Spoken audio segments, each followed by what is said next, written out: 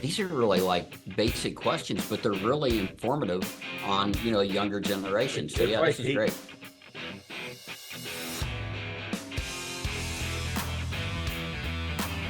The Ohio Painting Company podcast. We actually can say good morning this time. We're recording this fairly early, and it's good morning to everybody.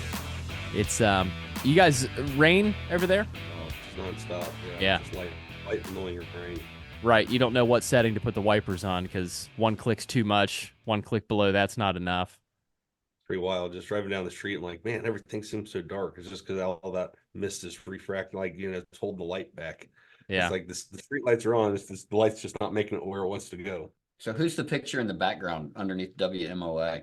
That's me and one of my co-hosts. Her name was Laura Bays, and it's not going to focus on it right now. I know Laura. Yeah, Okay. exactly. And so she and I, we did the morning show on MOA for a couple of years.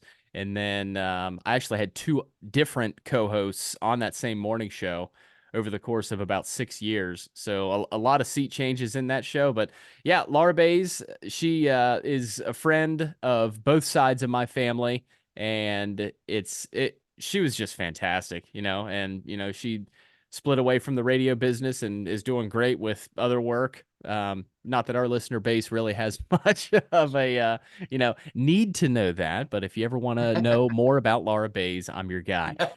So yeah, That's she awesome. was great. She was a Hey, great. Laura. Yeah. Hope you're well, Laura Bays. Today I wanted to talk about the ceiling and the trim because it's a couple of things that I 100% took for granted. It wasn't until we moved to Athens when we painted a ceiling. I'd never seen anybody paint a ceiling in my life. And we get to this place, there's a stain above the stove in the kitchen. They were some fried food kind of people. They loved it. And, the big brown patch above the stove. And that kind of prompted the whole, if you're going to paint one part of the ceiling, paint the entire thing.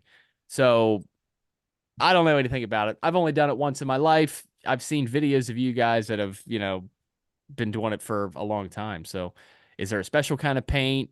Where do you start? What is that particular thing you're looking for to spark, hey, time to paint the ceiling? We could start, I guess, with some old, used to be when people, no disrespect to today's society, but people used to wash their walls, like literally. I mean, spring cleaning was you wash your walls and ceilings. And so at that time, you'd have a shiny paint on the ceiling because it wouldn't, absorb the stain as much. So it just made it a lot easier to clean. So in reference to getting to, what do we use now?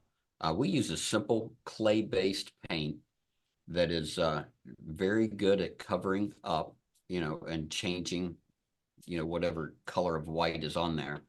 It's a little gray, maybe a little tan gray. Well, it's extra white, but it's flat. Yeah. So when you introduce that without the sheen, it's extremely bright compared to mud, though. I mean, it is Drywall mud, which a lot of ceilings are left to spare drywall.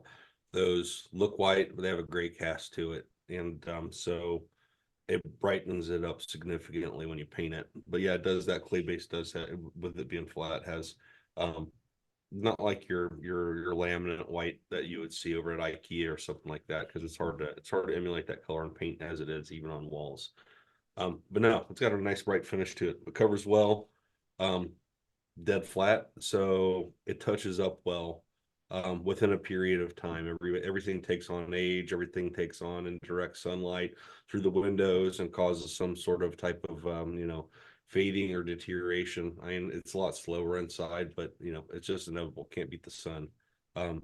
However, when you know what you've painted your ceiling with and something pops up like that within maybe 3 to 5 years, typically you can touch up with pretty excellent results.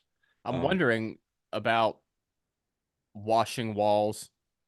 Were there different materials on the inside of houses that would allow you to wash a wall?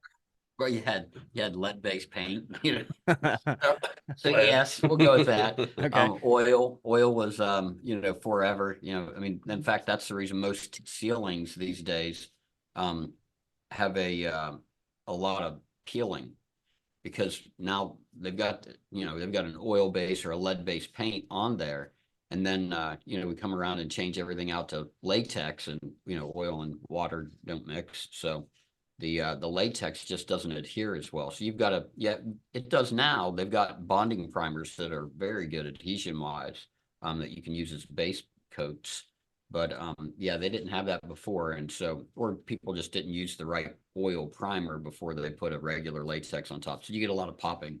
But yeah, definitely a different selection of raw materials going into that paint these days. Now, Nick, when it comes down to different textures on the ceiling, I mean, we've talked about Stomp.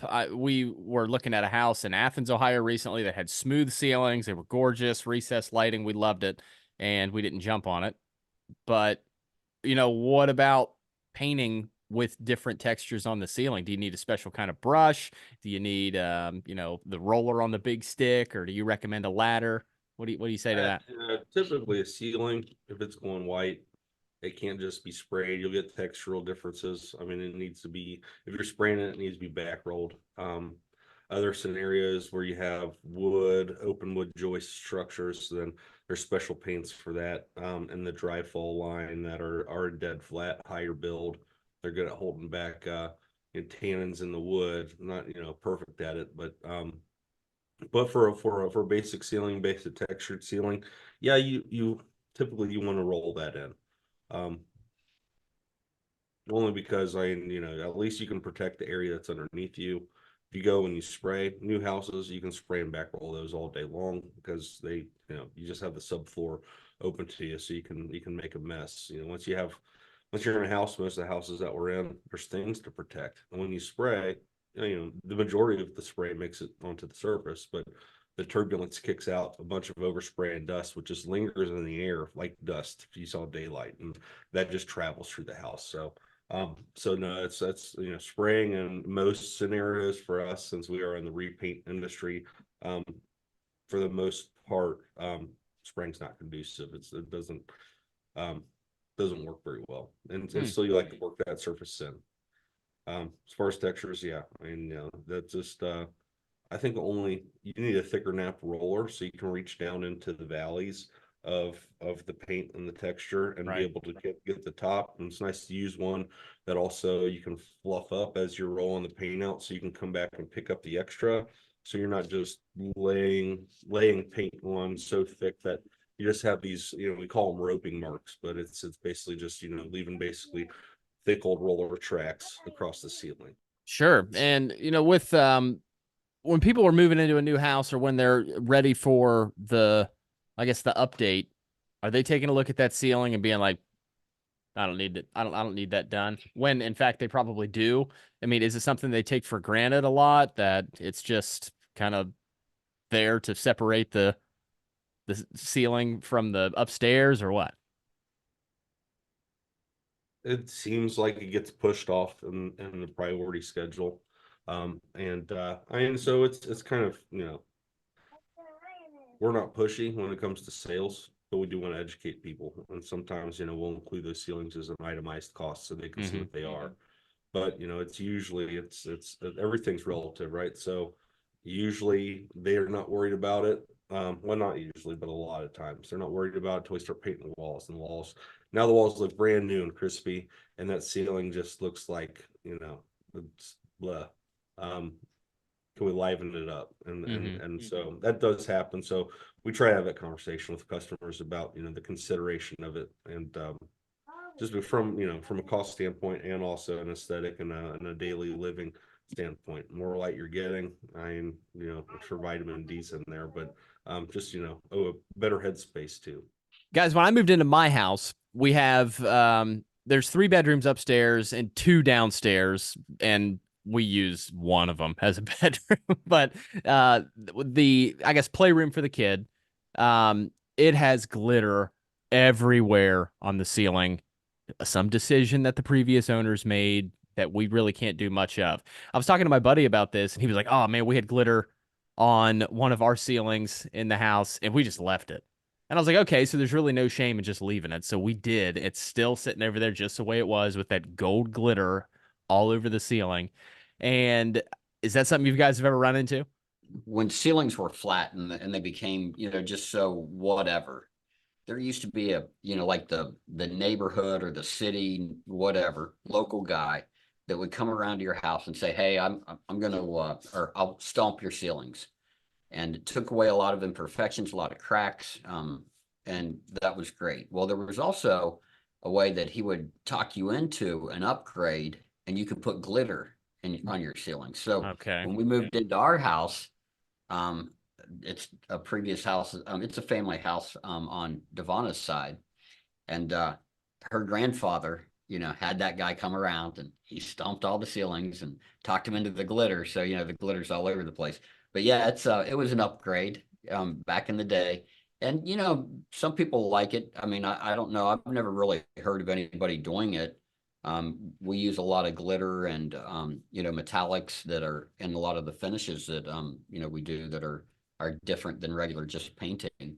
But no, I haven't heard of it recently. That was more back in the 60s and 70s. So Yeah, this house was built in the 80s with a large renovation and extension put on in the 90s, but this is gimmicky. I'm not saying gimmicky as in somebody picked it as an upgrade. Somebody took handfuls of it and threw it up onto the ceiling. okay. And now, because it looks horrible, but you can tell it was done like that because there's 70,000 pieces of glitter in one area and maybe only Gotcha. 8 or 9,000 pieces in another area. So it was maybe done by the little kid that was in that room. Stomping ceiling, I mean, is that the biggest way to get rid of glitter on the ceiling? No, no, it's really not. You could just paint over it. Are you sure? Um, Because I'm just always okay, thinking like it won't adhere to that little tiny right. section It's where going to the want to glitter is. separate. So, you might use a good primer, like a bonding primer. I mean, Sherwin has an extreme bonding primer that's unbelievable. I mean, it pretty much stick to glass, but just a really good primer. Yeah, that's what you're going to need. Is the ceiling flat or is it textured? It's textured. Yeah, Is it? it'll be easy. Yeah. All right. Bonding Well, primer and finish with CHP. Yeah. all right. Well, I'll keep that in mind. As far as trim, when we got our trim, and I'm talking baseboard trim, is that is considered trim, correct? Oh yeah. Okay, good deal. What we did, because we did all of our baseboards in white, bought them, cut them to fit, did all of our 45-degree angles, and then we painted them before installation in a different part of the house in the garage. That's not necessarily an option after they're already installed. We've never taken baseboards off simply to paint them. We always did the tape on the carpet trick. But now that we have new ones, they were painted first. I mean, did we do that right? It's a common DIY approach for cutting in lines. Honestly, we've come across some home builders that like to do it. But then ultimately, so if you're going to hire us to do it, though, what's going to drive us nuts is pretty much everything. All of the above. So It's going to be a great here- episode for younger generations on the DIY, because I was thinking the same thing earlier. It's like, these are really like basic questions, but they're really informative on, younger generations. So if yeah, I this is hate, great. if I hate painting or I suck at cutting in straight lines, and that always drives me nuts, then yes, I mean, it is a way to achieve a straight line at the baseboard, However, Well, yeah, however, so your walls though are never, everyone wants to think they're perfectly flat. No, they're individual pieces of 4x8 material, whether it's Mhm. drywall, plaster, or whatever else it might be. So as those are installed along with the studs that are behind the wall, you're going to get movement through your wall that you don't really see every day, but it's there. And small dips and stuff. But you will see it as soon as you install that trim, because you're going to have some gaps. You're going to have some places where that trim is up tight against the wall and you see no gap, and then you're going to have other areas where you just have this dark shadow that's behind it. And so I think to the common eye, maybe some people don't care about it, but for us to leave a finished look, that's got to be caulked. It's got to be seamless, because it really just makes your wall look like it's doing some type of snake dance when Oh, you yeah. want the walls to look nice and straight. And then on top of that, nail hole filling and everything else to make the trim look like it's one cohesive not one piece, but like, so it all fits together properly. And so there's aesthetic we look for, and then not everybody's looking for that. So Right. But onto that, like, you can fill, a lot of people say, well, we can just fill the nail holes and then we'll just touch it up, and that's fine, but then you're gonna have a bunch of little touch-up marks on your trim that you want really to lay down. I mean, you want that to be an even finish. Again, this is more, this is definitely not 101, by any means, but to enhance on that, what Nick was talking about with the caulking, they'll say, well, we'll caulk it and fill the holes and it'll be all right. We'll just leave it. And a lot of contractors that are in there just to make the money, they do that. And then what happens, especially on a turn house, like where they've got just cookie cutters, that they're going in. Then in about a year, maybe a year and a half later, that dust starts to collect on that caulking, right? And now you've got this nasty, dirty line all the way on the top of your baseboard that you can't get off because it's embedded in this caulking that never had a finish, to protect it. So, I mean, it's an ugly look. So anyway, yeah, we like to caulk it up, fill the holes, put a couple of coats on top of it so that we know, it's got no flashing going on, and let it lay down nice and thin, or nice. Yeah. And yeah. Man, that caulking also ages, that the caulking that Kevin's talking about, it ages differently than the enamel that's on your trim also. So even if you're not caulking at the top and you're just doing it on the face, just to fill in those nail holes, I mean, I'm sure everybody's seen it before. It just looks yellow around those areas where the trim looks white. So, it's good to lay the paint over top of the caulking for both reasons, Right? Because the stickiness and the aging part of it. I'm really glad you brought up that snake look in the hallway. We're in a split level, so we have that, relatively long hallway that features every other part of the house. And if you're down on the floor looking straight down that hallway along the baseboard, you start to see those wavy lines on the baseboards. And that was something that I'd love to put in the back of my brain, be like, that's not an issue. But always, it's always in there somewhere. Like, okay, the house is settling wrong and it's going to tip over. But the mind is at ease now that you've seen that. And the house is going to tip over. well, first time homeowner, when you're coming down the hill, and you see the house off to the left, it kind of looks like the garage is sitting underneath of the house a little bit too far. Like the cinder blocks are maybe pushing back in a little bit. And then you get up on it, it's just a mirage, I think, because of the way the driveway's slanted. Yeah. But it's scary. What kind of foundation work, how many tens of thousands of dollars am I looking at here? Right on. But Been there since the 80s. Unless you're living on a sinkhole, I think it'd be all right. all right, well, I don't think a lot of people do know that until it's a little too late. Right. That's what those videos are all about.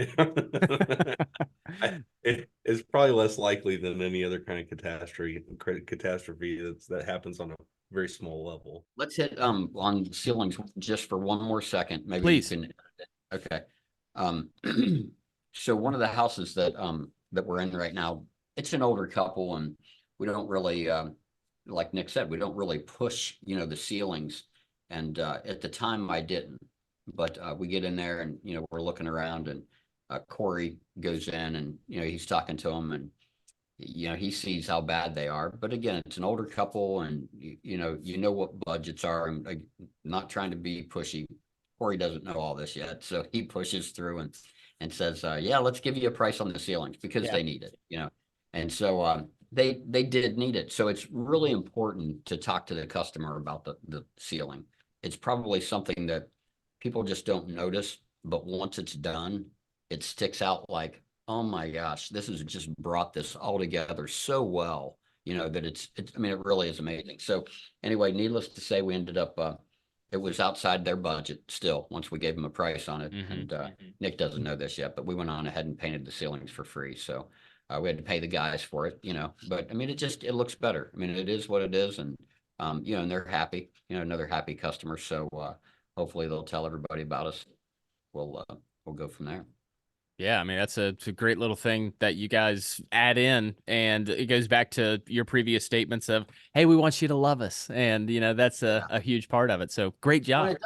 And it doesn't happen all the time. I mean, you just don't do that. I mean, Right. In fact, you don't do it, but whenever you see the need and, what the couple had just had, their heater go out. So right before we get scheduled to come in, they've got money, just seeping out the windows or whatever, with Right. that. And then we come in and they almost postponed. So again, you just kind of, you take it, one at a time. You definitely don't do that, as a, you'll never, Nick's like, he's thinking of all the money right now. His mind's like, oh my gosh, how much money did we lose on that?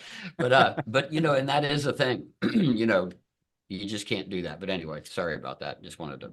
No, I thought that was great. And with all the resources that we have available for the Ohio Painting Company, you can stay in touch with everybody that is a part of the company by calling the number that's in the bottom left-hand corner of this video frame. It's also going to be linked in the description of this podcast, should you not be watching it on YouTube. Also, the Ohio Painting Company is online at ohiopainting.com. You can learn about their process, their history, and so much more. It's just amazing how you guys are, surging on through and using your knowledge that you've gained over the last however many years, 40 plus for Kevin, not as many for Nick, but I feel like you are, just that knowledge that he has, Kevin. I mean, it's unreal. I mean, it Yeah. really is. We were in a 2-day planning meeting yesterday and the day before. It got ugly at times, Like without a fighting? doubt. Yeah. It's a war room. Yeah, Nice. it's definitely, yeah. But again, it's just the knowledge, it's great leadership, it's what puts a company together, I mean, it helps the consumer on the front end, all of that, because who cares that it's a clay-based paint, and whatever, right? But it gives them the knowledge of, what you're talking about, you're going to put the right thing on our walls, if it's a primer or whatever it is. And you get into those industrial coatings and again, he'll puke all over you on it. I mean, in a good way. Mhm. We call it puke because, you can't shut up about it. Once you get going, it's like, well, I mean, where do you want to go with it? I mean, there's this option that you have over here. And, if you want to do a less expensive route, it's not going to look as good, aesthetically, it might be pleasing for a year or two, but 4 years down there, but yeah, he's great at it. It's really good. No, I mean, the rabbit holes we live in. I mean, it's a vast world in a lot of different places. You can elevate the world in your corner of the world, and it doesn't matter what you're doing. You can be selling flowers on a street corner. I mean, how happy does that make you if you get a nice looking flower at the right moment for your lady? Yeah. But yeah, it's nuanced and fun and internally limitless to pursue excellence. Just like anything else. Founders of the Ohio Painting Company, Kevin Silliman and Nick Goebel, want to thank you guys for coming back on, and we're going to be joining you again next Thursday. So give us a like and a subscribe on YouTube and wherever you find us on social media. And of course, we do appreciate any reviews here on Podbean or Spotify, wherever you're finding the podcast. Guys, great. Once again, we appreciate you, and we'll talk soon. Thanks, All Brett. right. Thanks, Brett.